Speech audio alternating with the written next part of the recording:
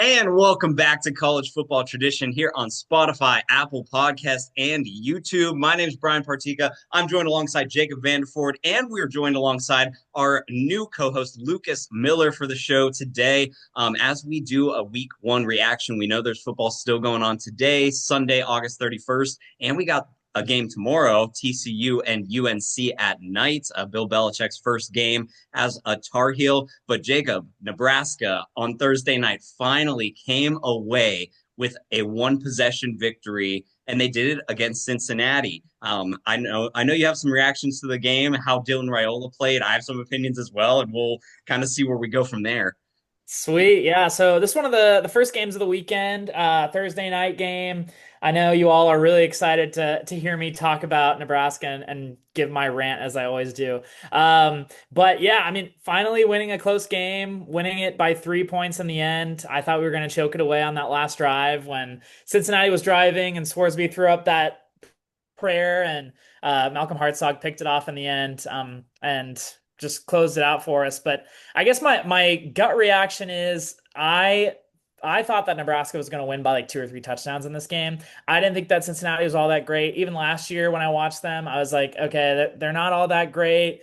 They brought back some production. I know they brought in some like Texas A&M transfers and what have you. But I just didn't think that they were gonna do all that much outside of Corleone on the defensive side. He was a monster for them at nose tackle, and then Sorsby obviously running the ball. I'm really concerned about Nebraska's defense being able to stop the quarterback run. That's something they don't have on the offense. They don't really have a quarterback outside of TJ Lateef, who's the second string quarterback for them right now that can like bring some of that dual threat action for them in practices. So it's going to be really hard for them to prepare. So that's one of my big concerns throughout the rest of the year, especially when you have, I know like Bryce Underwood from Michigan will be playing them later on, and he's not a typical runner, but he can move a little bit. That might be a struggle for them. I know thinking about teams like Penn State, Aller can move a little bit as well. I know he's more of a pocket passer, but playing against some teams that have quarterbacks that can move their legs is going to be tough for them, I think. But overall on offense, thinking about Dylan Raiola, threw for over 240 yards, two touchdowns. He did throw it 42 times, which is kind of wild for me. I'd like him to try to throw it between 28 and 35 pass attempts. But we did run the ball pretty well with Emmett Johnson, over 100 yards rushing. I'd like to see more from our wide receivers. And that was something that you were talking to me about, Bryan, like not impressed with any of the wide receivers on either And of I the, still wasn't. and you weren't. Yeah.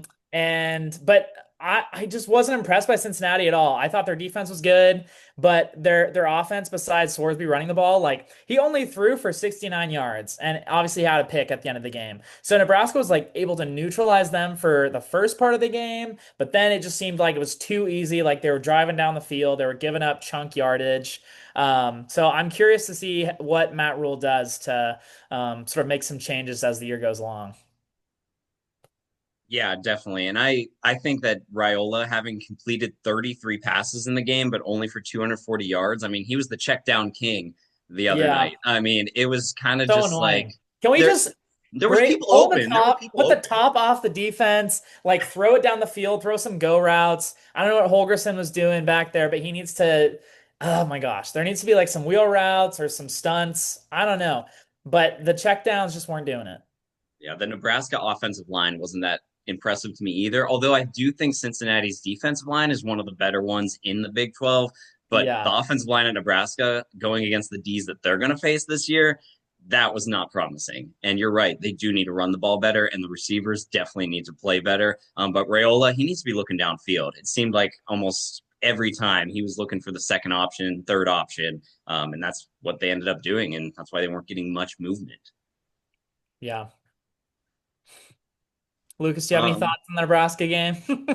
Yeah, I mean, I think you guys pretty much hit on a lot of the good points with Dylan Raiola. He definitely looked like he was definitely like more of a game manager in the sense that he like took control of the reins there, and I think we've been wanting to see him step into that role, with what this offense can be like in 2025. I would love to see them like hit some deep passes though and get, really more explosive. Like you said, the run game should definitely become a bigger factor because like Mhm. yes, you have a good non-conference win there against Cincinnati, but if you're gonna go like toe to toe with the strong Big Ten teams, they definitely need to establish a run game more, which I think like in the old days that's what Nebraska is usually known for is a good run game. So I Yep. think going forward, once they start playing a couple of these tough opponents in the Big Ten, they definitely have to get that run game going like you would expect them to.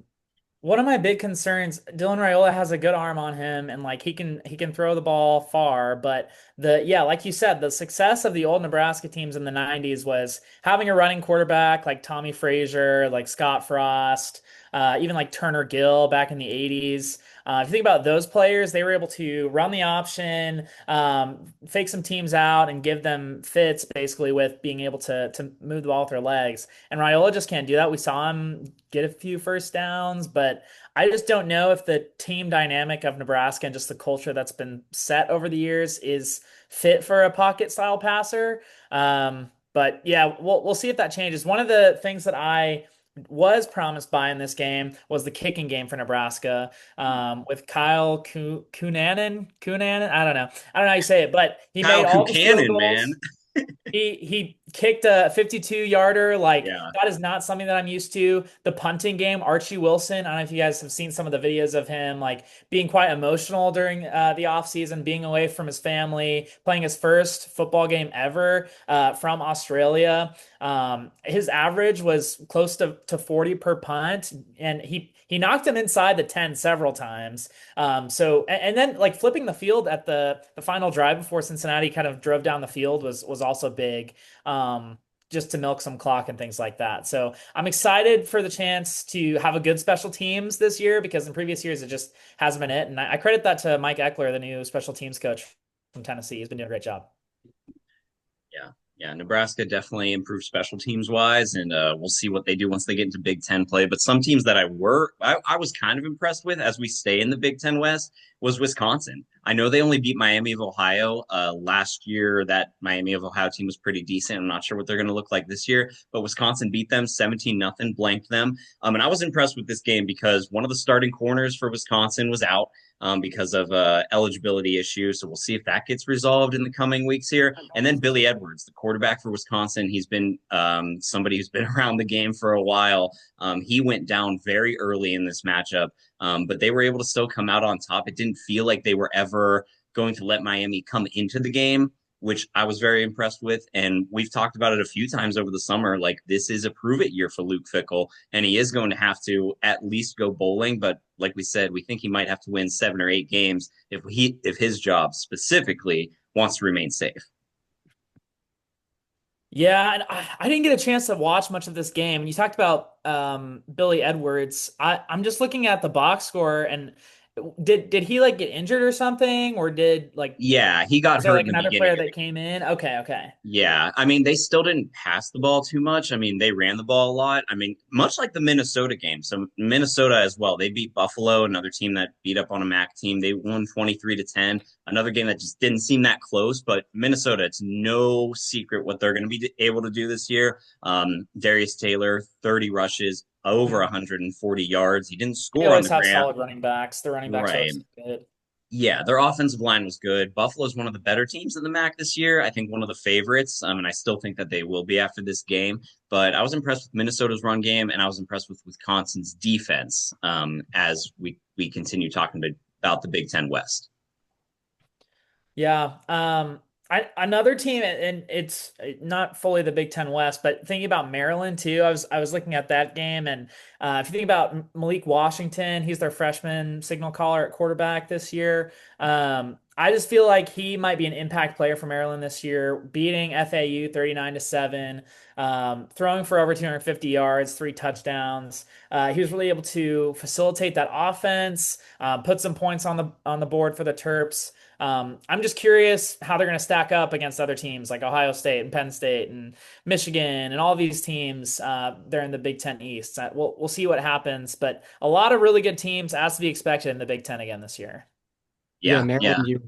Maryland, you would think you should be able to see them give a couple teams like a run for their money. It's maybe like a Michigan because you don't really know what Michigan is completely about this year with Mhm. Bryce Underwood under center. So But you hit on the point about Wisconsin. I was pretty impressed that even though they were playing, a MAC school, that when Billy Edwards went down, they had their second guy come in, Danny O'Neal, and he, put the game away for them. They were able to step up defensively as well.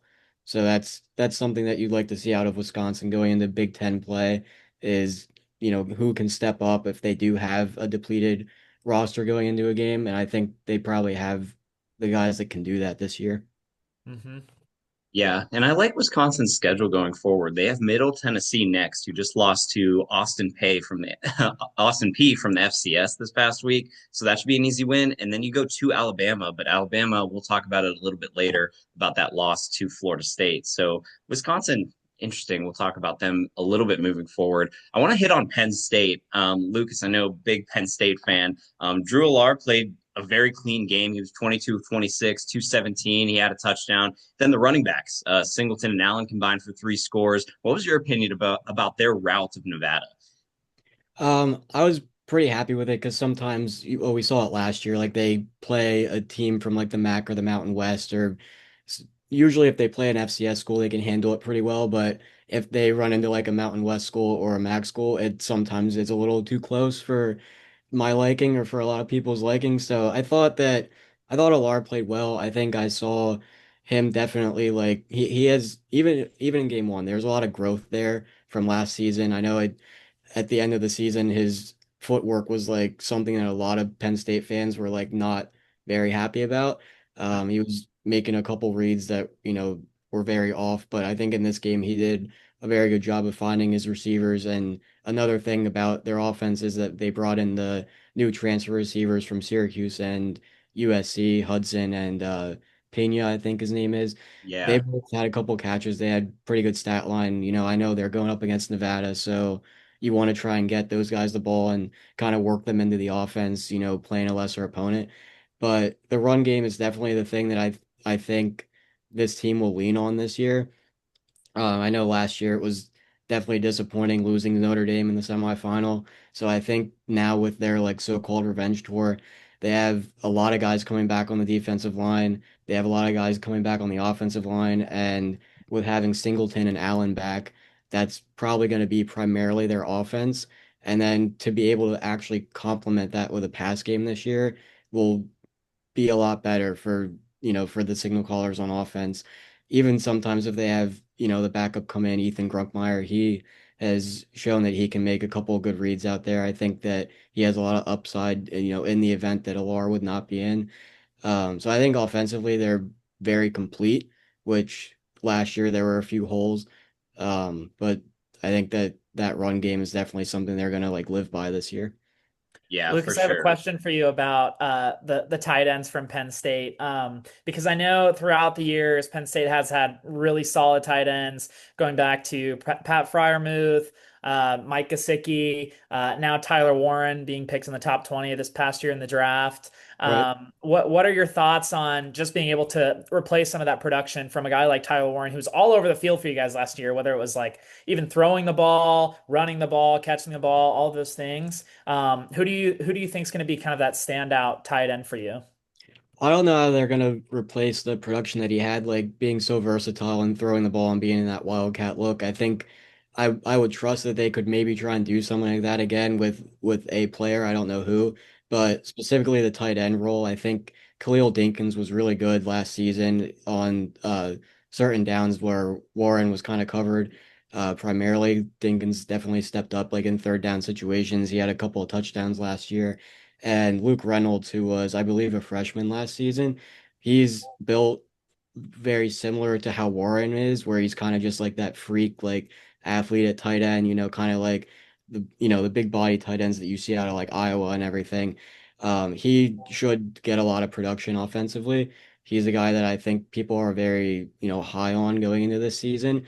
I don't know that maybe the two of them combined could, have the production that Warren had, but I think if you work both of them into the offense, they could definitely step up into that role. Cool. Yeah. And I totally agree with that too. And I think one thing that I really like from the Penn State game, and I don't want to read too much into it because it is Nevada, and we'll see what Nevada ends up being in the Mountain West this year. But it's not like Singleton and Katron Allen had huge days. Singleton only had 19 yards rushing. He did have 2 touchdowns, but they were able to get him the ball receiving. And that's exactly what the type of player that he is. He reminds me a lot of Travion Henderson at Ohio State last year, somebody who could get the ball in the backfield and make 9, 10 yards happen pretty much consistently. And that's what he did. He had 4 catches and 37 yards out of the backfield. And I think that as long as they continue with that 1-2 punch of Singleton and Allen, don't put them in too many pressure situations, they're going to be golden the rest of the way for sure, especially with this non-conference schedule. Everything comes back to Nebraska. They played Chuba Purdy at quarterback at Nevada. Come on now. Is that who they got next week? No, but Penn State played Nevada and Chuba Purdy played at Nebraska a couple years Yeah. ago. Oh, Yeah, one of my friends that doesn't really watch football a lot was like, "Oh, is that Brock Purdy?" And I'm like, "No, no, he's an NFL Yeah, player. his little brother. This is his brother." I Yeah. didn't know that. Keeping it in the Big Ten before we move on to maybe greener pastures. There's some teams that I was not too impressed with.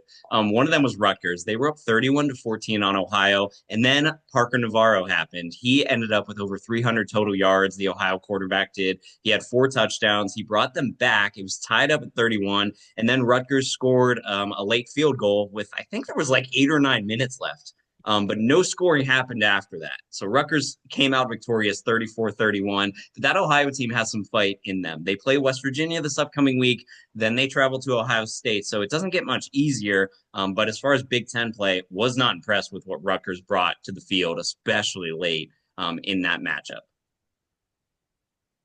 Yeah, so Rutgers loses Kyle Monangai from last year, who was a big point of their production at running back. And I'm curious how they're going to replace that. They do have Antoine Raymond, who was able to run the ball fairly well yesterday, racking up 88 yards, 6.3 yards a carry, pretty solid. And they have some other dogs back in the backfield too. Yeah, But I'm concerned about their receiving core a little bit. Their quarterback, Halleck Manis, threw the ball well as well, but just the defense giving up 31 points to an Ohio team who we do have going pretty far this year. So we'll see. We have them as close to a conference champion. I forget what you had them at, Bryan, but yeah, curious to see what Rutgers can do later on this season. Oof. Yeah. Yeah, rough day for them. And then probably my worst performance of the week has to go to Northwestern, specifically quarterback Preston Stone. He spent 4 years at Yeah. SMU. He's now the starter at Northwestern. He had 4 interceptions on the day. He also had 2 fumbles. He lost one of them. So he turned the ball over 5 times in New Orleans as the Tulane Green Wave absolutely washed Northwestern 23-3. Tulane's also going to host Duke and their former quarterback Darian Mensah this year. So they get 2 Power 4 opponents in NOLA, which is pretty good for one of the American Conference favorites. But they absolutely smacked Northwestern around. I think it's going to be a very long year for some of those teams in the Big Ten West, but specifically Northwestern. This was just a bad showing. Tulane's going to be solid this year, though. Yeah. With Jake Retzlau coming in from BYU, Amari They played good. Hayes having a good game. But yeah, like Northwestern, Preston Stone, you expect more from a guy who was a Power 5, Power 4 starter with SMU. Yeah, I agree. I don't think they're going to be too hot this year. Oof. I think that was more of like a statement win in a way for Tulane because Yeah. they come in with probably a good amount of expectations, I would think, with Retzloff at quarterback. So it's like even though Northwestern's kind of bottom level, if you will, of the Big Ten, that's still a big win for Tulane. Yeah. Still a Yeah. huge win for Tulane. Anytime you could get those Power 4 wins out of conference, like it definitely means a lot. And I mean, Tulane, I mean, they have a pretty fair schedule in the American, and I don't think that they run into South Florida this year. But that's kind of where I wanted to go next was South Florida. They hosted Boise and absolutely smacked them around 34-7. This Boise team returned a ton of production, a bunch of offensive line starters returning, Maddox Matson, the quarterback, returning. He played well, but he was asked to do way too much. And you could tell that they missed Ashton Genty, but I thought that they were going to be able to run the ball a little bit better, but it was like they didn't even try. The fact that that Madsen ran the ball 11 times just didn't feel like it fit the offense. Like it just felt like they were confused. It felt like they were trying a little bit too much. They got a little gimmicky as well in the middle of the second quarter. So I didn't like the way Boise played at all. But Byron Brown for South Florida, the quarterback, he had a pretty good day. He had 210 passing yards. He also had some decent rushes, 2 touchdowns on the ground. Guys, what's your opinion on South Florida as we continue on? I'm not going to touch on South Florida. I do want to touch on Boise State, not to beat a dead horse, but I'm going back to last year, Bryan, when we had this conversation about who we wanted to win the Heisman Trophy and who Oh deserved yeah. it. And I still think that it's Ashton Genty, and you're seeing it in this first game against South Florida, like not being able to run the ball. That Boise State team, basically the same makeup, goes to the college football playoff. And granted, they lose their first game or whatever, but they were a 4 seed. They, all these things. And now, like, you're seeing the fruits of that, or I don't know what it would be, the moldy fruits of it, where they're just not able to run the ball. They're not able to get production on offense. And their most valuable player was Ashton Genty. He single-handedly, it seems like, after this game, took them to the playoff last year. And I still think he should have won it over Travis Hunter because personally, I think that Colorado team would have had a pretty similar season without a Travis Hunter. But without Ashton Genty, as you're seeing with Boise State, they would not have been in the playoff last year. Yeah. Lucas, who was your Heisman guy last year? Uh, it was Genty because I was in an argument with a bunch of my friends because they were all like, all over Travis Hunter and everything, Yeah. and I was like, you got to give some credit to the guys that are down in, in the group of five. So, I was hoping it would have been Genty, but Hmm. yeah, Yeah. that game was definitely not how I thought it would go, at least, because I kind of forgot about Byron Brown in a way, and then he like started making all kinds of crazy runs, and I was like, oh yeah, this is the guy everybody's been talking about with USF. So that was it definitely showed what Boise State can't do without, Ashton Genty being there because their run game just did not look anything like it did last season. Is Byron Brown, is he a junior or I think what class he's a is he? senior, I'm He's pretty a sure. senior now? Okay. We'll see. Yeah, we'll see with South Florida. I mean, it seems like every preseason we talk about them. We talk about Alex Golish's squad, and he's obviously had a pretty good coaching history. And now he gets to lead the team in Tampa. Switching gears a little bit, kind of want to head over to the SEC Big 12. This was one of the premier games of the weekend. Was Auburn traveling to Baylor, and they win 38-24. Jackson Arnold was the quarterback for Auburn, transferring over from Oklahoma. Didn't do a ton passing, only 108 yards, but didn't turn the ball over. He ran for 137 and 2 touchdowns. So I feel like the identity of Auburn is definitely, obviously, to run the ball. They ran the ball 51 times for a 308-yard total. And then Baylor, the complete opposite type of philosophy, as Sawyer Robertson was 27 of 48 passes, over 400 yards. He threw 3 touchdowns, and he's one of the favorites, as we talk about Big 12 quarterbacks, to really lead the charge there. Guys, what do we think about this game and for Hugh Freeze as Auburn comes out victorious? I'll let you take it, Lucas. Yeah, I thought that Jackson Arnold definitely looked better on the ground, like on his feet, than he did passing. But really quick on the other side, Baylor Sawyer Robertson looks awesome. Like he was very fun to watch. I've heard a lot of hype about him, and he definitely like lived up to it in that game. Besides the fact that they lost, but yeah, Jackson Arnold, I think he fits kind of like the identity well of an Auburn quarterback, as we've seen the past couple years. I think that he's one of those guys who, like Bo Nix was, he can get down and run when he needs to, and I don't think that he would slide very often. I feel like he'd try and run over some of the defenders, in the SEC. So they, I think Auburn usually prides themselves on running the ball. If I'm not wrong from what I've seen the past couple years, and I think this year would definitely, be a benefit to them if they could, work in some like option plays where Arnold is able to take off and run if he needs to. But in the past game, I'd love to see them get the ball out to some of those big recruits that they have there at Auburn, and I'm hoping that Arnold can eventually do that this season.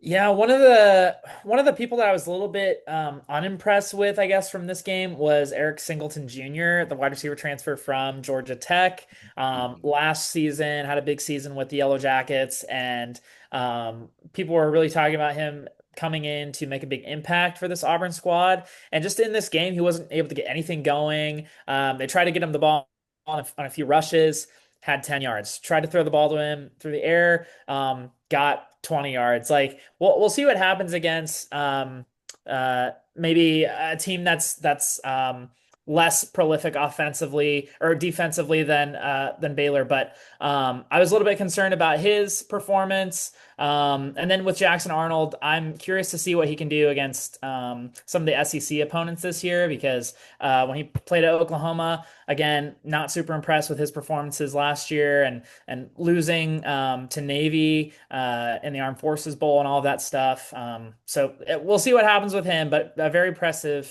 performance from Auburn this game. Yeah, no, another thing I like to see from Auburn is their wide receiver Cam Coleman eventually break out because I I think I recall last season he was like one of the breakout players that everybody wanted to see, and I Hmm. think this year if they're gonna make any noise in the SEC, they got to have at least one of their star receivers, shine in that offense, and I'm hoping it's him at least. You're right. Yeah, because he was what, like number five ranked Yeah, recruit in the country in yeah, the he had like 2024 class. yeah, I believe he had like 4 targets or so the other night. He had like one catch, so that's Yeah. that's not how you want that to go if you're Auburn in the passing game. Yeah, for sure. And like speaking and going back to Sawyer Robertson too, like is this one of those classic years for the Big 12 coming up? Like when we think about Sam Levitt at Arizona State, we got Jalen Daniels at Kansas, who is now 2-0 with 7 touchdowns on his season so far. Avery Johnson at Kansas State, they did escape North Dakota late. I mean, you have Rocco Beck at Iowa State, and they smack South Dakota. You have Morton at Texas Tech. You have BYU Bachmeier. He didn't throw a lot of passes, but he didn't have to against Portland State. You have Noah Fafita. He's still at Arizona. And then you have Devin Dampier at Utah. And we haven't even gotten to Josh Hoover at TCU. Is this going to be another one of those years for the Big 12 where there's no defense and it's all air raid offense, just like pass after pass after pass? And it just comes down to who has the ball at the end because that's what it looks like when I look at the top of this league and the teams that came out victorious this past weekend. Yeah, I would say so. I feel like that's just always the case with the Big 12. If you go back to like the Mike Leach years, and kind of ever since then, it's always been big offense, not so much defense. See how many points we can put on the board, and then whoever has the most points at the end basically wins. So, and you brought up a good point with Dampier, Utah, another great quarterback from New Mexico, and playing well for that squad this year too. So we'll see if Utah can flip the script from last year a little bit. But yeah, I'm curious. I would agree. I think it's going to be another air raid type of year for the Big 12. Yeah, we'll definitely see on that as that continues on. Going over to Death Valley, the so-called real Death Valley was supposed to be Clemson, but LSU came out victorious. They get their first season opening win since the Joe Burrow era. They win 17-10. Garrett Nussmeier, he had a really good day. He was so mobile in the pocket, which was what I really liked and what I really wanted to see. And that's why the NFL scouts are so big on him because when things collapse, he was able to roll out not only to the right, but also to the left and make some plays happen late. So LSU comes out on top. Really good win for Brian Kelly. And where do you go from here if you're Clemson? Yeah, I this game kind of shocked me a little bit because I thought Clemson was going to be a lot better than what they showed, and I'm kind of just in this. I know it's the first week, but it's like I really have no idea where this Heisman race is going to go this year because I thought this game was going to be a clash of the top two in that Heisman race with Nussmeier and Klubnik. Klubnik didn't really show off too much in this game, threw over 200 yards but had a pick. Nussmeier again wasn't super impressive but got the job done. Like I'm just really curious where this Heisman race is going to go and who's going to show themselves to be the best player in college football. But yeah, I mean, LSU really strong defense. Both defenses were really strong, but mainly impressed with that LSU defense being able to bottle up Klubnik in that passing game. Running game from Clemson really had nothing. The highest rusher in this game for Clemson was Adam Randall with 16 yards, and the highest rusher overall was Caden Durham with 74 yards for LSU. So I think the key for these teams is going to be able to implement more of that running game throughout the rest of the year, and then that in turn will open up the passing game. Yeah, I would love to see LSU make some noise in the SEC this year. I think they have a lot of the tools to do it. You saw some of those linebackers that they have flying around making huge hits, and I think that was kind of what it didn't really turn the tide, but it was like you could see that LSU was definitely more physical defensively than LSU was on offense. And I think that was kind of the story of that game late in the second half. I mean, especially near there late, like they were just breaking down everything Clemson was trying to do. Klubnik was constantly flushed out of the pocket, and I would have liked to see him make some more plays and seeing the Clemson receivers make some better efforts at catches there at the end of the game, but I think that just says more about what LSU's defense was doing. Y'all remember Harold Perkins like 2 years ago? Everybody was like, "Oh, this guy's going to be a stud. He's a star. Like he's going to go top five in the NFL draft." And then last year took a step back. And this game, I feel like he was back to his old ways of like getting to the quarterback, causing pressures all over the field with tackles. Like, do you think this is going to be another year of Harold Perkins? Yeah, I mean, I remember back in like I think it was 2022 Hmm. when he like kind of broke out. I remember he Yeah. had like a strip sack against Arkansas, and I was like, wow, this guy's like a freak. Like he's definitely going to the NFL soon. And now he's back again in similar fashion. I think that he'll be like a game wrecker for LSU once they get into SEC play. Yeah, I completely agree on that as well. And someone I wanted to see play a little bit better too was Cade Klubnik. I mean, he's going to play well in ACC play, but this was not a good showing for him. The interception looked bad as well. But you do get Troy, you get some time to clean it up, and then you go to Georgia Tech after that. But if you're Cade Klubnik, I think, hit the reset button. You still have talented wide receivers, get back to kind of what you know best and maybe hopefully establish some run game and get some things clicking on the offensive line to get you some better protection. But overall, I think back to the drawing board if you're Dabo Sweeney. Hmm. What else we got to hit on? Man, Texas, Ohio State. yeah. Yep. Yeah, touch Well, on Ohio State, Brian. That's your squad. yeah, we do have to talk about that one. So a lot of people were bagging on Arch Manning, but I'm going to give credit to the Ohio State defense. I mean, the receivers got open for Texas a few times, but outside of the two drops, there weren't a lot of open windows for Arch Manning to get the ball in there. They also couldn't run the ball very well. We obviously saw Arch struggle, and he was under pressure, under a lot of duress, a lot of that game. And then on the flip side of it, I do want to give credit to Julian Sain because he had to deal with a couple things that I don't think he was expecting today. So he had two passes that were dropped from Jeremiah Smith. He also threw a fourth down pass to Max Clare, the Purdue tight end transfer, who was basically only one of the better players on Purdue last year who came into Ohio State. And he had that drop. So I think Julian Sain was probably like not expecting that coming into the game, but then he was able to clean it up. He had that really nice touchdown pass, just giving his receiver a chance to catch the ball in the end zone. That's what you have to do when you're at Ohio State. You just have to give them chances, and that's exactly what they did. Jeremiah Smith played a little bit better in that second half, and I never felt like Texas was really in it because they'd get the ball and they'd be kind of stuck at midfield. Even that one drive where they were able to drive down into the red zone. I mean, Ohio State in the red zone, their defense is basically an offense over the past 2 years. It just never felt like they were going to give Arch Manning any room to breathe, and he didn't. And that's what ended up happening. Even when they had the ball at the end of the game, Texas did. I never felt like they were going to drive down the field and score. Just with how Ohio State's defense had been playing the whole game, it felt like they had the momentum on their side, definitely the stadium on their side. So very nice win for Ohio State. Very nice showing for Julian Sang. They didn't turn the ball over. They played safe. And then on the other side, back to the drawing board for Arch Manning in Texas, and they'll get plenty of other chances to prove themselves. Somebody that I was really impressed with in this game was CJ Donaldson at running back. I thought he played really well. I thought they were able to rely on him when they were getting some drops from their, sure-handed wide receivers typically. And I was impressed by Julian Sand, like you kind of talked about. I felt like he was really accurate. The only misses that he had were pretty much drops from some of his players. He was able to put the ball pretty much in the breadbasket for a lot of those throws. So I was impressed by that. And then I think the strong point for Ohio State this year is going to be that secondary, like it always is. Are we seeing Ohio State start to turn into DBU? Maybe. I feel like they've always been able to churn out these high caliber defensive secondary players at safety and cornerback. And predominantly with Caleb Downs this year, I think he's going to have a really stellar year this year again. So I'm pretty high on Ohio State. I feel like they're going to go pretty far and might be going towards another national championship this year.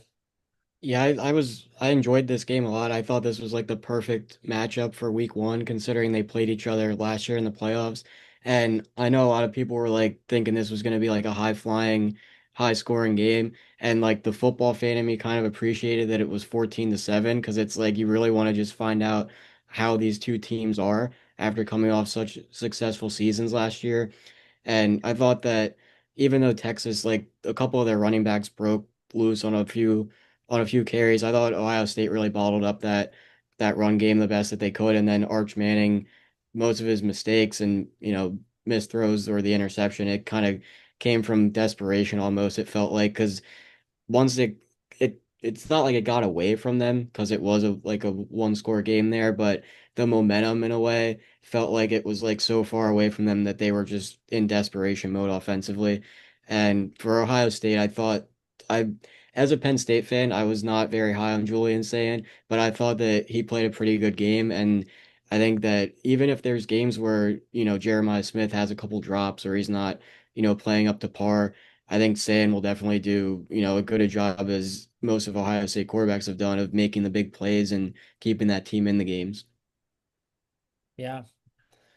I guess finally, I think we're kind of done with this conversation on the Ohio State and Texas game, but we can kind of talk about South Carolina and Virginia Tech from today, and then sort of preview Notre Dame and Miami tonight. Are there any other games that we want to talk about?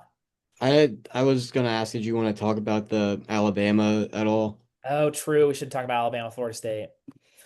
Yeah. What are you guys' thoughts on that one? I was just looking to see if there were any other notable games. We already kind of hit on Utah, but yeah, I Alabama. guess I mean, Iowa State and Yeah. Kansas State too from Ireland. I don't know if we got a full-on chance to talk about that too much. No, we didn't. That was just kind of a messy game. That one just Yeah. kind of like Armageddon. described Ireland weather. Yeah.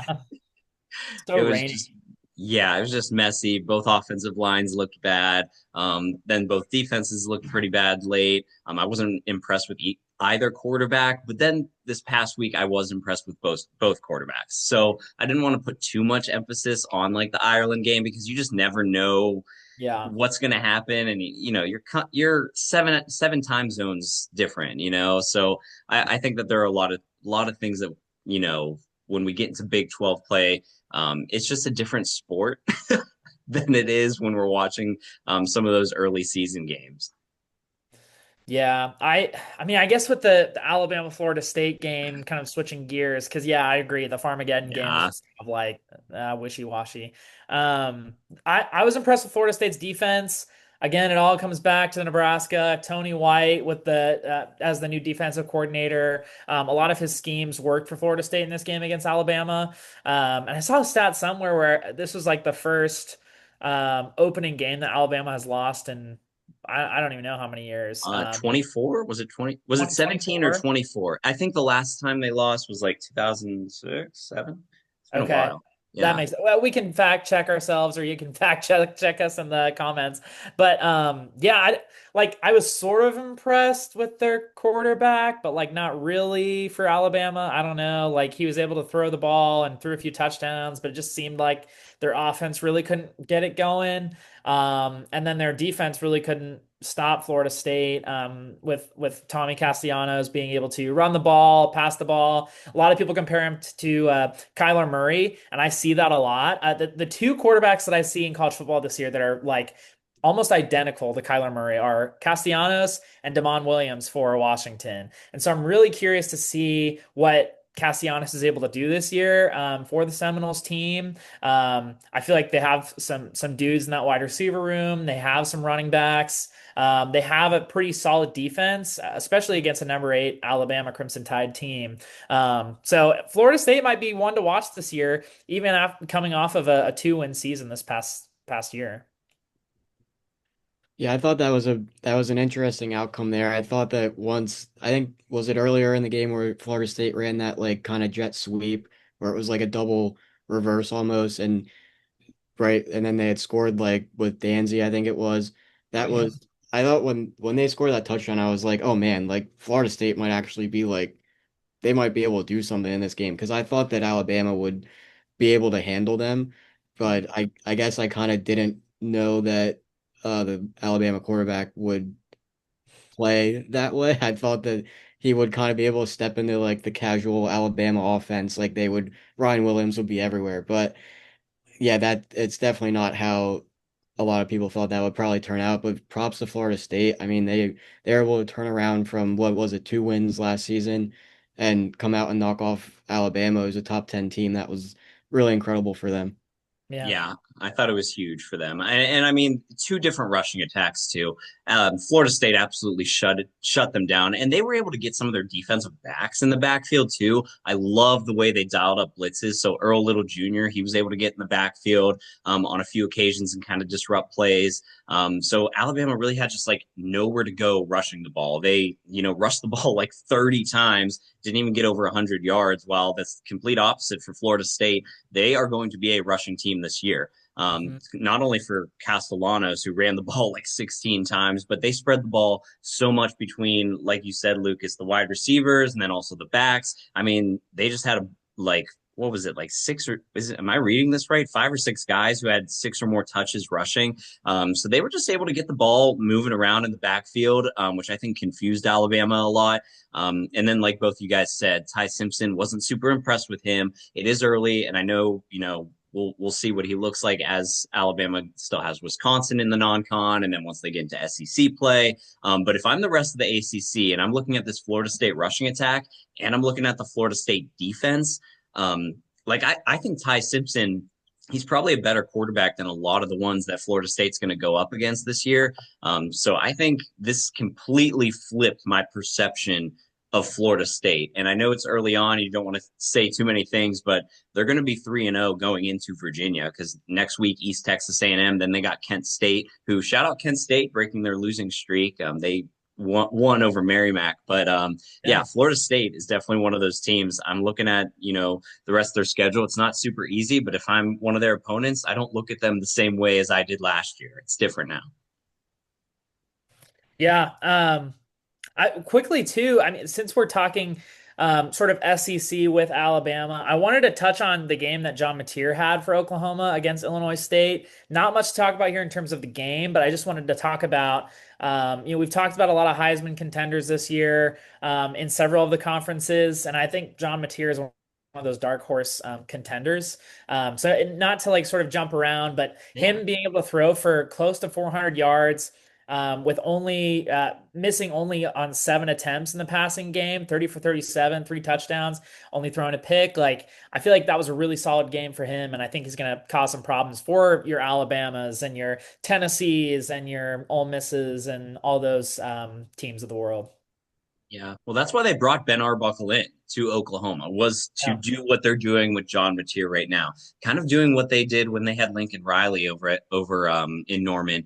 But like John Mateer, he's gonna be throwing the ball 35, 40, maybe even more times per game. And they're gonna let him run around as well. This isn't gonna be an Oklahoma team that's gonna be rushing the ball a lot. I think that they're gonna be absolutely a passing team. I think they have some decent receivers. Keontez Lewis played well. He had over 100 yards. Jared Kanak, Dion Burks. So they have some guys. They have some studs. And I think as far as like SEC wide receiver rooms go, I'd put LSU and Oklahoma up in that upper echelon there. Yeah. And I'd be scared of them as well. John Mateer played really well. Yeah. Cool. Well, Nice. I guess we can sort of, unless you had anything to say, Lucas, on that. No, I mean I like John Mateer a lot. I enjoyed watching him last year with Washington State, besides when he beat Washington in the Apple Cup in like week one or whenever that was. That was not fun. But yeah, he's exciting to watch, and I think like you said, he could definitely be like a dark horse for Heisman. I know that usually there's like all the very big name players like Nussmeier and Klubnik like at the top, but I think that his numbers will definitely be something to watch throughout the season. Yeah. I guess Yeah, we I can think so too. yeah.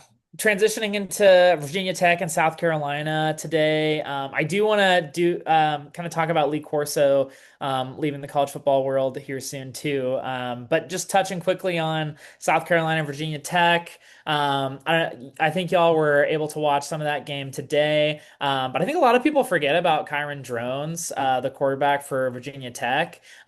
He was able to cause a few problems in the air in the running game. Threw a few picks though.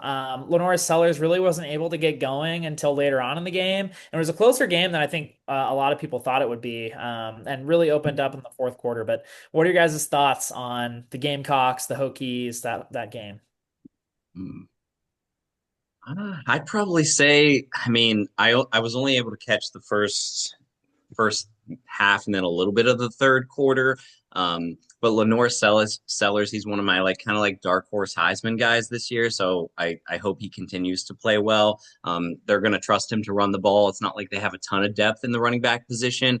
Virginia Tech, I think a lot of people expected them to be pretty horrible this year. But Yeah, even though this wasn't like a totally great game from Drones. He is that offense. And I think that when he goes up against some of these ACC defenses, and Virginia Tech has one of the easier ACC schedules, they're one of two teams, them and Virginia, who don't play a playoff team from last year. So it's going to get kind of easy for Virginia Tech going forward. They're going to rack up a few wins. It gets a little tougher late when you get Louisville, Florida State, Miami, but outside of that, nothing too crazy on their schedule. So I expect this to still be a bowl team. And then South Carolina, I mean, you went 9-3 last year. You had some good wins. You had the losses that you had, losing to Alabama, losing to some of those other teams that were 9-3 that you were in the playoff race with. And your schedule's pretty hard this year again, as it usually is when you're in Columbia. yeah, Yeah, I thought that game, the uniform matchup was like beautiful. yeah, That was like the 2012, TCU, Oregon, stuff like that. That was great. But yeah, Lenora Sellers on that first drive, he had the rushing touchdown and like completely trucked the one defender. And once that happened, I thought that South Carolina was about to just like blow them out. But props to Virginia Tech for keeping that close. It was 10-8 at halftime. So that was cool. You got a safety in there. But yeah, Virginia Tech, I don't have a ton of expectations for them, but South Carolina, on the other hand, I would like to see them try like make it to the playoff because they were like on like the outside looking in last year in a lot of the rankings. But if that's too high of a ceiling, I'm hoping that they can at least go like 8-4, 9-3 again, something like that. It would be yeah. really impressive if they did win 8 games because I'm Yeah, just looking at their schedule right now. This is a A stretch gauntlet. of this is a 7 game stretch to end the year at LSU, Oklahoma, Alabama, Ole Miss, Texas A&M. You get Coastal and then Clemson. So that's Yikes. 6 ranked teams in your last 7 games. So that's really hard. So you really needed this win early. This was a good win. This is against a decent team. Because if you win 8 games, I mean, you should be ranked. If you win 9, I think that this might be a playoff team yeah. just because of that schedule. But yeah, super happy if you're Shane Beamer in South Carolina today. Yeah, I mean, Brian, you talked about those 6 games against ranked opponents. One of the ranked opponents could be Missouri coming up soon Yeah, too. Being able to put up 61 points. Granted, it was against Central Arkansas, so it wasn't a huge opponent. But Bo Pribula showed a lot, I think, in that passing game. I think they'll be able to score a lot of points on whoever they play. It's just going to be curious for me to see how the defense stacks up against some of these SEC teams as well. you're right. Missouri can easily be ranked because they play Kansas this upcoming week. The winner of Yeah, that game is going to be ranked. It'll either be a 3-0 Kansas or a 2-0 Missouri, I think. Um, so you're absolutely right. That could be 7 ranked opponents on that's that schedule. brutal. That's so tough. Oh, Yeah, well, I wanted to touch on Lee Corso because I know he's impacted like a lot of people's experience in college football. I know for me, like when I was like 6, 7 years old, I started going to football games, and I remember like starting to watch college football, college game day, getting up for that, and just like being able to like see that in the morning and like see the headgear picks and all of those things really influenced my fandom of college football. So I just want to like throw it out into the universe to thank Lee Corso for all that he did for just impacting a lot of kids as they grow up in the college football, landscape. I Yeah, don't I know think if you guys have any thoughts on that as well. yeah, he's definitely one of well, this is kind of funny. There was like I think in 2016 the last time Penn State beat Ohio State, which that's sad to say, but I think that they had game day there and I'm pretty sure that it was in Happy Valley and if I remember correctly, he had put on like the Nittany Lion head and that was like for me like growing up as a Penn State fan, that was like one of the coolest things to see because I would watch that show like every Saturday, and he would do the headgear pick and everything, and I never had seen him do it for Penn State, so that was definitely really cool. And then I think like just the tradition of watching that show like every weekend, like I you don't get up early on the weekends really unless you're watching College Game Day, so Yep. that definitely was a big impact in me being a fan of college football. Yeah, Mhm. same for me as well. Like college game day is just one of those like staples of my life kind of thing. Like I appreciate Big Noon Kickoff as well to some extent, but it'll always be game day on the main screen for as long as I'm going to be alive because they just do such a great job of storytelling. I think the hosts do a great job. And they just bring such an environment to college football that you can't really replicate. I'll never forget a couple years back. This was when I was in college, so maybe like 9, 10 years ago. And Youngstown State was playing at Northern Iowa. And there was a lot of people in Youngstown that were trying to get, college game day to go to the Ice Castle in Youngstown because YSU was going to host, I believe, North Dakota State the following week. Um, but YSU was playing at Northern Iowa. They were winning the whole game. And then Northern Iowa came down the field and scored and won. And it was really disappointing because usually if you lose, game day isn't going to go to your place the week after. Very rare that they do that. And Reese Davis, he came out with like a tweet and he said Youngstown was supposed to be where we were going, and then they lost. So instead, they went to a James Madison game when they were in the FCS. It was really sad because I just wanted to see Lee Corso put on the Pete the Penguin head. Yeah, it just would have meant a lot to me growing up a Youngstown State fan. Um, but yeah, I just always enjoyed his headgear picks. Always enjoyed just watching them pick games, talk college football. And then when they spin to like their college football story, they'll talk about like, oh, this player is playing with a heavy heart today, and then they'll do like a 5 minute segment. That's one of the Yeah. only shows that'll have you like crying on a Saturday morning before you're about to watch like 12 hours of football. So it's just a phenomenal show, and credit to Lee Corso on such a phenomenal career and just being one of the people who got so many, probably hundreds of thousands, if not millions of people into the sport. For sure. One of the greats. Props to you, Lee. Happy trails. Thanks for all you did for the sport. But I guess kind of transitioning into a preview game for tonight coming up here. We're filming this about a half hour before the game starts, but this is Notre Dame and Miami. What do you guys think about this game? Who you got win this one? I would. I'm cheering for Notre Dame. Just I don't know why. Just because I was like, if I'm gonna watch it, I got to pick one of the teams that I'm gonna root for. So I'd like to see Notre Dame win. I want to see how their freshman. He's a true freshman, I believe, or a redshirt freshman, CJ Carr. Mm-hmm. I want to see how he plays. I know there was a lot of I don't know if there was like a lot of hype for him because I read a couple things about how some Notre Dame fans weren't happy with him getting the starting job, but I would love to see how he plays and how he handles going into an environment like Miami. I know they have Jeremiah Love returning, and then their other running back, I believe, is Price. I think they're both back. I think that the weather tonight may not be great in Miami. I was One of my friends was talking about betting on the game, and I was like, yeah, that it's gonna rain. There's gonna be a lot of running, so I'm hoping that it's like a physical game. I hope that Notre Dame can take over with Jeremiah Love at running back.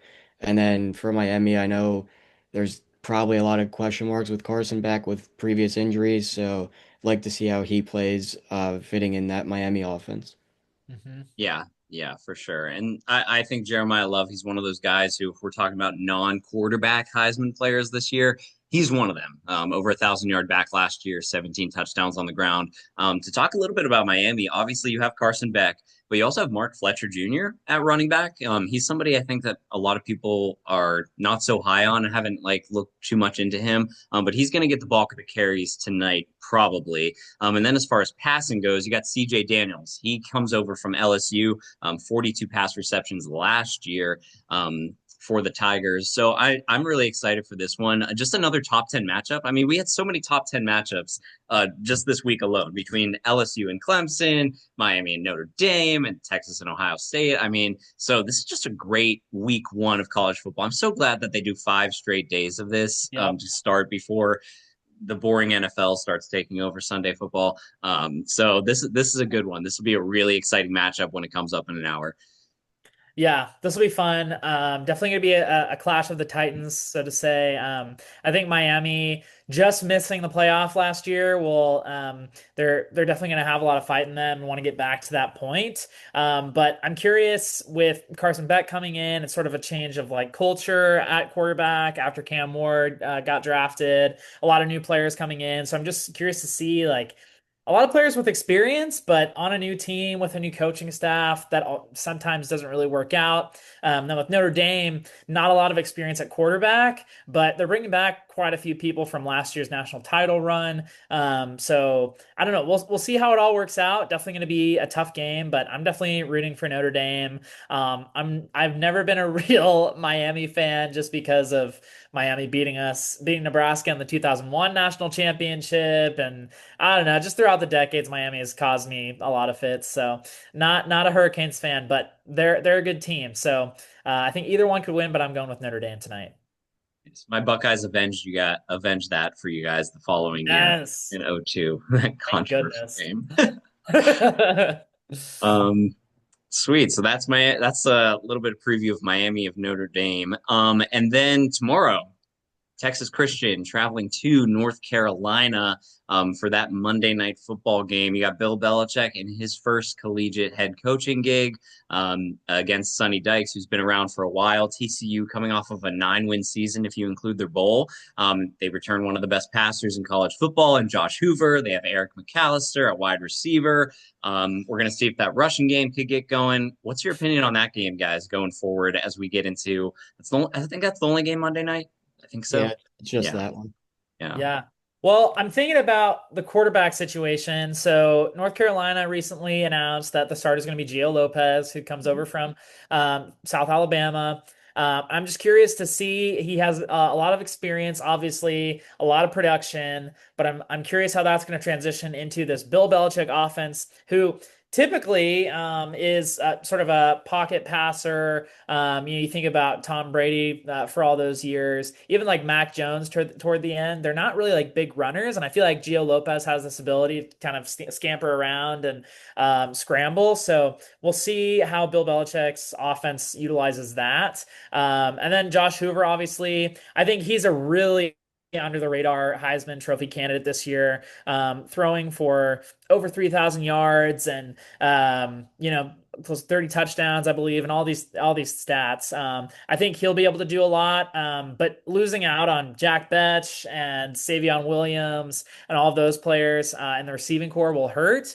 But look out for Eric McAllister in this game, a really strong wide receiver who is on the Blitnikoff Award watch list. So I think he's going to be able to do a lot this year. But again, it all comes back to that running back game for TCU. They just can never find someone that's going to be able to carry the rock multiple times throughout the year. Maybe that person is going to be Jeremy Payne. We'll see. But then they bring back a lot of production on defense as well. And looking out for Bud Clark as sort of an impact player at the safety position. So I've got TCU in this game. I think they've got a lot of firepower, and I think they're going to make a run at that Big 12 title. But don't count out North Carolina this season either. I think they've got a lot of great players on the offensive defensive side. It's just a change of environment, coaching that might take some getting used to. Yeah, I Absolutely. think Bigger game for North Carolina or TCU? Sorry, Lucas. very good. I would probably say Honestly, for North Carolina, just because it is the first game of the Bill Belichick regime, just seeing how the players are going to respond. We don't really know what it's going to look like coming after the Mac Brown years, but yeah, I think there's just a lot more anticipation for North Carolina than TCU, and I think TCU can just kind of come into this playing free without that pressure from the outside media landscape. Yeah, I think that the quarterback matchup, like you said, is going to be great between Lopez and Hoover. But I think I'm really excited for this game just to see what like if you can visibly see like what the culture is like when that game's happening. Is it in North Carolina or is it neutral? North Carolina. Yep. Oh Carolina. yeah, I would love to see how like just the crowd in general looks. I want to see how people respond to Belichick being there because that's kind of going to be like the main focus of that game. You would think is what the team looks like now after Mac Brown's gone, like you had mentioned. But yeah, I think that it's definitely a bigger game for the Tar Heels than for TCU. I think there's not a lot of pressure for TCU heading into that game because you don't like yes, they have expectations that they want to be good this season. They were in the playoff, just a few years ago, and I think that it's definitely a big game for them. But still, for North Carolina, you have a brand new coach who is one of the all-time greats in the NFL. So I think they expect success like immediately. And going up against a non-conference opponent like TCU, there's going to be a definitely be a buzz around that stadium. Mhm. Yeah, I totally agree. I think that this will be a very high level matchup. I do think that this is a bigger game for North Carolina for the same reasons that you guys said, but also because TCU, looking at their schedule, they have a little bit more opportunity to prove themselves after this because they still have Arizona State, they have SMU, they have Baylor, so they have some teams that they could still prove their worth against, particularly once they get to Big 12 play. Where North Carolina, not as many opportunities. They do play Clemson, I believe, this year. But outside of that, I mean, you really need to kind of get the momentum going early, especially for the ACC, for their chances of getting two teams in the playoff again. So this is a big matchup for that as well. I think that dynamic, when I look back to last year, the Big 12 and the ACC kind of being those number three and number four conferences, which conference is going to be the one to get multiple bids in the playoff? Last year was the ACC. But then we looked at the Big 12 last year. Like BYU was a 10-win team, and they didn't, weren't really in the playoff discussion. Arizona State, even though they won the league, they were outside of the top 12.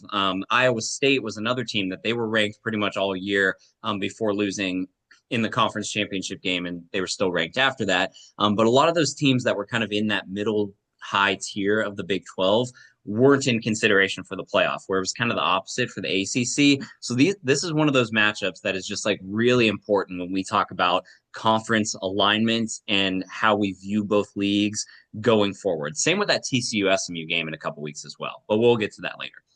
Yeah, cool. Nice. What else do we have? What else do we have to hit on? I feel like we hit on a lot. I mean, something else I wanted to say, Tennessee smacked Syracuse around. Joey Aguilar, the Tennessee quarterback, he transferred in from UCLA. He played really good. And then you had Nico, who transferred from Tennessee to UCLA, and they got absolutely smacked by Utah. I just felt like if you're a Tennessee fan, watching Alabama lose, winning big against Syracuse, and then seeing Nico play bad, you're just sleeping well this weekend. Yeah, Joey Aguilar is really interesting because I learned on college football or college game day that he was at App State, then he transferred to UCLA, but he like never really played because he got like injured and all these different things. And then obviously Nico came in, so he wasn't really gonna play. So then he transferred to Tennessee, and this is kind of his first chance to show what he's all about. And obviously he played really well against Syracuse. And I agree, yeah, like with Nico at UCLA. Getting stomped by Utah was hard for UCLA fans to see, but definitely, I'm sure, caused a laugh for the Tennessee fans. Yeah, I believe that Aguilar, I think he played a little bit maybe at App State, but I know last year he was injured because that's I believe was it Ethan Garbers maybe that Yeah. came in for him for UCLA. Yeah, But yeah, I mean it's still impressive. Like I didn't have a lot of expectations for him, I guess, in general going into the Syracuse game, even though like I still had confidence that TCU would handle Syracuse, but still, I didn't know how Aguilar would play with given his low experience, you know. Mhm. Yeah, yeah. I thought that he played well, and then Syracuse. I was high on them last year, but Jacob knows I'm low on them this upcoming year. Just with the amount of teams that they have to face, they face four teams that made the playoff last year. So it's just a really hard schedule. And I know that they're recruiting well. Fran Brown's doing a great job there. But this one, not a hot start to the 2025 season. Mhm. Um, I think that's all I had to hit on today. That's all I got too. Great episode. Thanks for joining us, Lucas. This is great. Yeah, thank you guys for having me on. Yeah, absolutely. We hope to have you on again after the week one episode. We'll hopefully be able to get into like week two, preview some games next week, maybe do another recap. I think that would be awesome. But this was a great episode, guys. And I'm so glad that college football is back. And we got a big game tonight, Notre Dame and Miami, and then TCU, North Carolina tomorrow. We'll hope to be with you next week. For Lucas Miller and Jacob Vanderford, I'm Bryan Partika. This is College Football Tradition. Peace out.